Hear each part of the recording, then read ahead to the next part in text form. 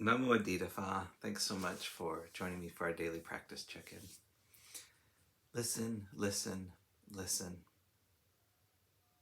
This beautiful sound calls us back to our true home.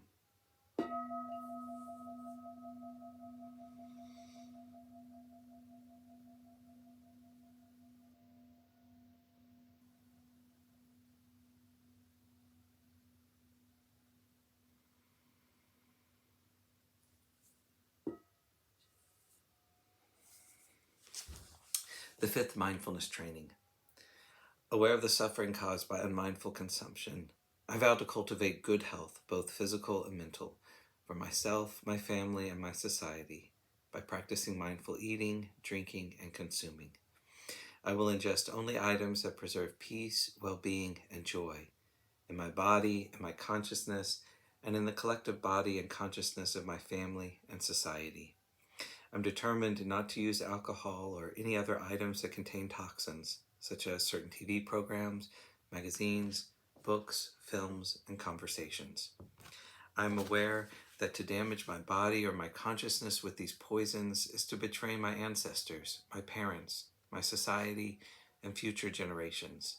I will work to transform violence, fear, anger, and confusion in myself and in society by practicing a diet for myself and for society.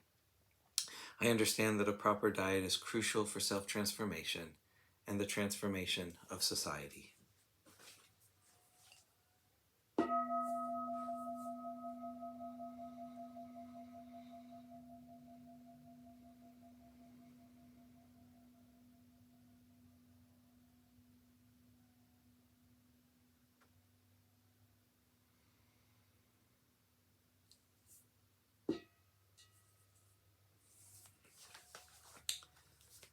We've been reading Beginning Our Day, Volume 2 by the monastics of Abhayagiri Monastery for our Dharma lessons.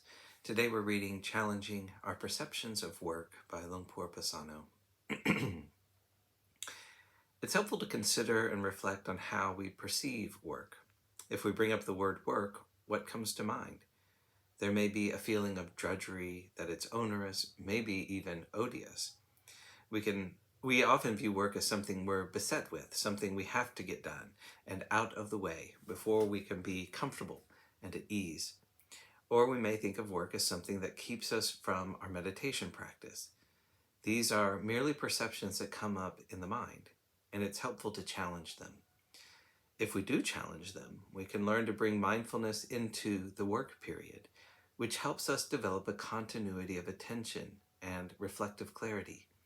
When we approach the work period like this, we realize it isn't something to get out of the way, but rather it's an important aspect of the training.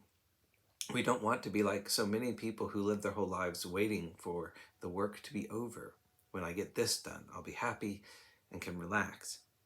And as death approaches, they're still waiting. It's also helpful to remember that the work we do in the monastery serves to maintain the facilities here. We're looking after the places we live in for our own benefit and for the benefit of others. When we perceive our work in this way, we can recognize that it's an opportunity for giving, for generosity, and for putting forth effort that benefits everyone. We're reminded that generosity is not limited to material things, but includes acts of service, wholesome, skillful, and selfless actions. As a result, our work can become a source of well-being and happiness. In Thai, the word for work also means festival. This blurs the distinction between work and enjoyment. During my time in Thailand, I was always struck by the northeastern villagers who came to the monastery to work. They really enjoyed themselves. They saw this work as an opportunity to do good things together.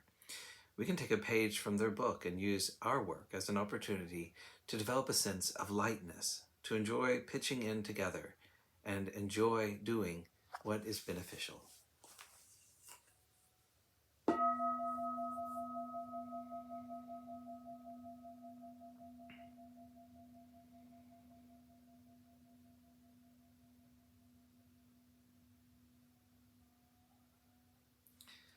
May all beings be well. May all beings be happy.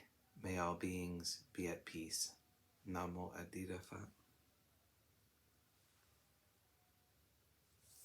Thanks so much for joining me today.